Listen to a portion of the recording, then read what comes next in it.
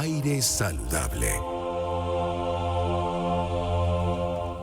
Son las 2:40 de la tarde. Es un gusto darle la bienvenida nuevamente al doctor Jaime Torres, infectólogo, investigador venezolano. Gracias por acompañarnos, gracias por estar aquí. Vanessa, ¿cómo estás? Muy bien, muchísimas gracias por atendernos. Doctor Torres, la conversación se truncó el lunes, vamos a retomarla, sobre la situación del dengue. ¿El dengue es un problema de salud pública para nuestro país, para la región? Sí, comentaba que en los últimos 3 años el dengue ha tenido como un crecimiento explosivo en toda la región, y en lo que va de este año 2024 se han reportado alrededor de 1,5 millones de casos oficialmente de la enfermedad en toda la región, y eso seguramente traduce un número mucho mayor de casos reales, probablemente 4, 5 o 8 veces más ese número en la realidad. Venezuela no escapa a eso. Hemos vivido, los que digamos vemos pacientes desde el punto de vista clínico, hemos vivido un aumento en el número de diagnósticos, de casos, de hospitalizaciones por dengue, pero no disponemos de la cifra actualizada de casos en el país.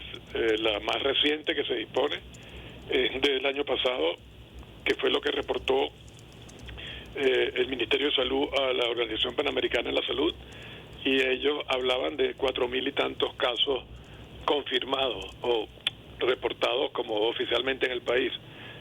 De nuevo, probablemente un subregistro o una cifra muy por debajo de la realidad. Ahora, cuando dice que no tenemos datos, pero la experiencia les indica que si hay un aumento en el número de casos diagnosticados, ¿qué tan importante es ese incremento, doctor Torres? Es que no hay manera de cuantificarlo. O sea, sabemos que hay un aumento porque se están moviendo más casos, se están hospitalizando más pacientes, pero ¿cuál es la magnitud real del problema? No lo tenemos porque las cifras epidemiológicas las carecemos, y no hay manera de que en una enfermedad como esta, que requiere de un diagnóstico, digamos, específico, que uno tenga la disponibilidad del dato, uno pueda saber exactamente qué está ocurriendo. Eso lo saben las autoridades de salud, pero no lo disponemos nosotros. Ok, ahora, usted decía que es un problema para la región, que ha habido un crecimiento explosivo, tomó sus palabras. Doctor Torres, ¿qué ha ocurrido? ¿Por qué ese crecimiento explosivo? Hay muchísimas razones. Una son los factores climatológicos, el calentamiento global, que ha llevado a que el mosquito transmisor, que es el conocido patas blancas acá en Venezuela, de la Aedes aegypti, colonice nuevas áreas que anteriormente donde no estaba presente por cuestiones de temperatura que requiere para poder sobrevivir y proliferar. Esa es una de las razones. Otra es el aumento masivo en el tránsito de pasajeros a nivel mundial. Se estima que más de 1.500 millones de personas cruzan fronteras anualmente solo por vía aérea. Eso le indica que cualquier persona que esté hoy en Venezuela y que esté incubando la enfermedad puede llegar a Brasil y presentar los síntomas, donde encuentran además vectores disponibles, y puede fácilmente, digamos, transmitir la enfermedad e introducirla en sitios donde pudiera no estar ocurriendo. Entonces hay muchísimos factores. Además, el virus es un virus que es mucho más complicado de lo que mucha gente piensa. ¿Por qué? ¿Por qué es más complicado, doctor Torres? Porque no es un solo virus. O sea, la enfermedad del dengue es causada por 4 variantes del virus que son muy diferentes entre sí, tanto que pueden distinguirse por una serie de pruebas de laboratorio. Entonces, esos 4 que se llaman serotipos, o 4 variantes del virus, pueden causar cada una de ellas en una enfermedad. Produce cierto grado de inmunidad o un grado importante de inmunidad para esa misma variante del virus, pero no protege contra los otros 3. Y en algunos casos, el haber sufrido una infección previa puede también favorecer que en la segunda o tercera infección puedan ser más graves, por razones que tienen que ver con mecanismos de la respuesta inmune de la persona que está infectada. Entonces, hay muchísimos factores que facilitan que ocurran este tipo de situaciones. Por ejemplo, la introducción de una nueva variante del virus que no estuviera circulando y Claro. para la cual la población no tenga inmunidad. O dentro de cada una de estas 4 variantes del virus también hay como cepas diferentes que pueden circular en tiempos distintos y causar incluso enfermedades más graves o menos graves dependiendo de las circunstancias. Estamos conversando con el doctor Jaime Torres, médico infectólogo, estamos conversando sobre el dengue. Hay algo que usted decía cuando hablaba del calentamiento global que lleva a la colonización de nuevas áreas donde antes no estaba el mosquito pata blanca, el Aedes aegypti. En el caso venezolano, ¿dónde, por ejemplo? No, Venezuela tiene la circunstancia de que casi el 80% del territorio está por debajo de los 1000 metros de altura. De manera que Es decir, hay dengue en todo el país. en casi todo el país hay dengue, y solamente en sitios muy elevados es donde pudiera no haber transmisión, porque el vector, que es el mosquito transmisor, no existe, o tiene la población es muy limitada en cantidad. Entonces, el resto del país es una área susceptible para transmisión. Por eso observamos constantemente casos de dengue, o sea, en todo el año además. En algunos países donde hay estaciones, la transmisión es solo en la época de calor y de lluvia. Claro. Pero en Venezuela es todo el año. ¿Ha habido cambios en el comportamiento del mosquito? Es decir, ¿qué le llama la atención a usted como investigador y como infectólogo? No, más que cambios, lo que hay es, digamos, la introducción, por ejemplo, de vectores secundarios. Hay el vector típico, que es el que conocemos como pata blanca, es el Aedes aegypti, pero hay otra especie que se llama Aedes albopictus, que también existe en el país y que existe en otros países de la región, que es capaz también de transmitir la enfermedad, y en algunas partes es hasta más complicado su control desde el punto de vista de las medidas que se toman para tratar de reducir la cantidad de mosquitos. Es decir, ahora tenemos 2 mosquitos distintos que transmiten el dengue. Que pueden transmitir los dos. Uno es más abundante, que es el Aedes aegypti, el clásico que siempre hemos tenido acá. El otro, aunque es menos abundante, es más que, digamos, está más hacia la periferia de las viviendas. El Aedes aegypti vive dentro de las mismas viviendas o muy cercano a ellas. El otro mosquito puede proliferar en áreas un poco más distantes y por eso también el control es más difícil. Claro. Claro, por eso es un factor también que está incidiendo allí. Doctor Torres, ¿no hay vacuna contra el dengue? Sí, hay al menos 2 vacunas y hay alguna tercera vacuna que está muy pronta a ser disponible probablemente en el transcurso del próximo año. No son vacunas ideales las 2 disponibles hasta ahora, porque no producen la misma protección o no inducen la misma protección contra los 4 serotipos o variantes del virus. Son muy efectivas contra, en general, cualquiera de las 2 contra 2 variedades del virus, pero no contra las otras 2.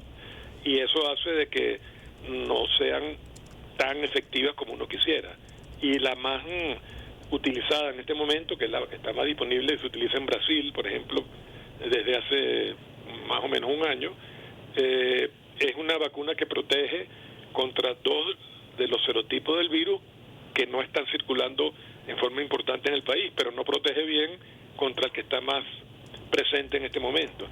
O sea que no sería tampoco tan efectiva en este momento, por lo menos en nuestro país. Ok, entonces nosotros en este momento entendemos además que esas vacunas no están disponibles en Venezuela, doctor Torres. Sí, no, ni soñar, no tenemos disponibilidad y no pareciera que en un corto plazo va a haber ninguna disponibilidad, por lo menos a nivel del sector público. ¿En el privado está disponible? No, todavía no Tampoco. se dispone, acá tampoco. Tampoco está disponible. ¿Qué hacemos para protegernos del dengue? Y ahora, además, con esta historia de que hay otro mosquito involucrado en la transmisión. Bueno, hay 2 como instancias. La mayor responsabilidad la tienen las personas o las autoridades que conducen los programas de control de la enfermedad. Pero la comunidad tiene un papel también muy importante, en la medida en que entienda de que algunas de las acciones y actividades que realiza favorecen la ocurrencia de la enfermedad. Estamos lamentablemente en un país donde un porcentaje muy alto de las viviendas no disponen de una agua, un sistema de agua que le llegue regularmente. Entonces tienen que guardar agua en reservorios, pipotes, cualquier otro recipiente para poder tener agua para su uso cotidiano.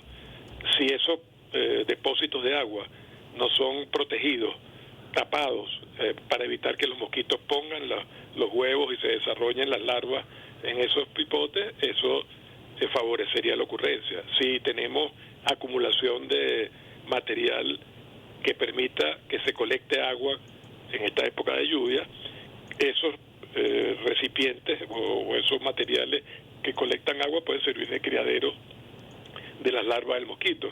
Entonces, si nosotros también no hacemos un esfuerzo para mantener un ambiente limpio, sin acumulación de este tipo de materiales, que es lo que vemos en la práctica en muchas áreas de la ciudad, eso también hace casi imposible el control de la enfermedad. Los rociamientos con insecticidas que se utilizan tienen un efecto muy limitado y muy corto, no son la solución y se muestra por la cantidad de casos que vemos todos los años en todo el continente. ¿Cuáles son los riesgos de la automedicación, doctor Torres? Porque nosotros, bueno, usted no es un secreto para nadie, somos un país que pues nos automedicamos con frecuencia. El no tener posibilidad de monitorizar la evolución de la persona. El dengue es una enfermedad que, si bien tiene una letalidad, que es el porcentaje de personas que se mueren de cada 100 que se infectan, relativamente bajo, menor de 1%, menos de 1 de cada 100 personas que se infectan desarrollan formas graves y mueren. Si bien eso es positivo, el dengue tiene un periodo como muy crítico donde ocurren las complicaciones que pueden ser prevenidas si la persona es vigilada en forma adecuada por el médico. Entonces, si uno se automedica, no va a estar, digamos, siendo controlado y vigilado para evitar que esas complicaciones ocurran y pueden surgir entonces una serie de problemas que pueden llevar hasta la muerte de la persona. Okay. ¿Cuáles son las cifras de mortalidad que se manejan? Como le digo, en general, en nuestro continente... de nuestro país, no tenemos... En nuestro país, volvemos al punto de lo de siempre. Claro. No disponemos de las cifras oficiales de muerte. Y en general, por lo menos no están actualizadas. Las del año pasado hablaban de más de 100 y tantos muertes por dengue. Si usted tiene pocos diagnósticos en la práctica, porque no se hacen las pruebas en forma tan masiva como se deberían hacer, la cifra de esa mortalidad o letalidad, como llamamos nosotros, lucen como mucho más alta.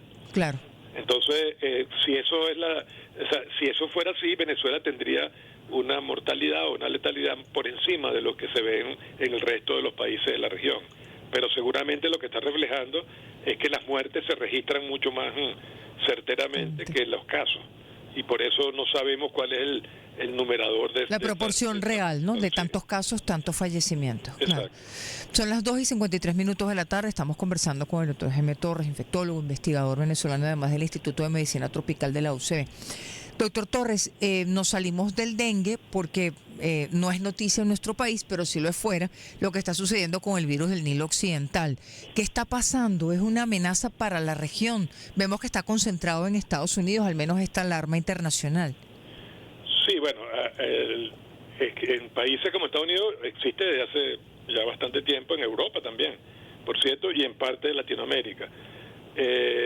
Hasta ahora en Venezuela, si bien se ha confirmado la presencia del virus en animales, en algunos incluso mosquitos, no tenemos casos confirmados en personas hasta ahora. Más importante que el mismo virus del Nilo Occidental, o West Nile, como también se llama, sí, es la alerta que hay por otro virus transmitido por mosquitos que se llama Oropuche.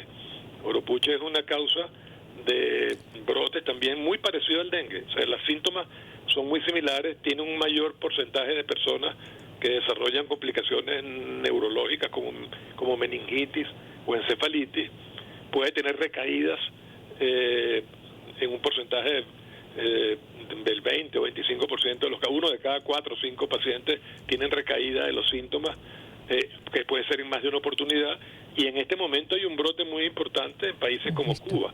O sea, hay muchos viajeros que han sido diagnosticados en Europa, en Estados Unidos, procedentes de Cuba que han visitado el país por alguna razón, y en este momento el país tiene una extensa epidemia de oropuche, de manera que Venezuela, con la cercanía y con el intercambio de personas que hay, seguramente puede ser muy susceptible a que se introduzca la enfermedad si es que no está circulando ya en la práctica. ¿Qué medidas habría que tomar, en su opinión, doctor Torres, ante esta alarma? Y además vemos igualmente las medidas que se han tomado en otros países, por ejemplo, alerta epidemiológica en el caso de República Dominicana.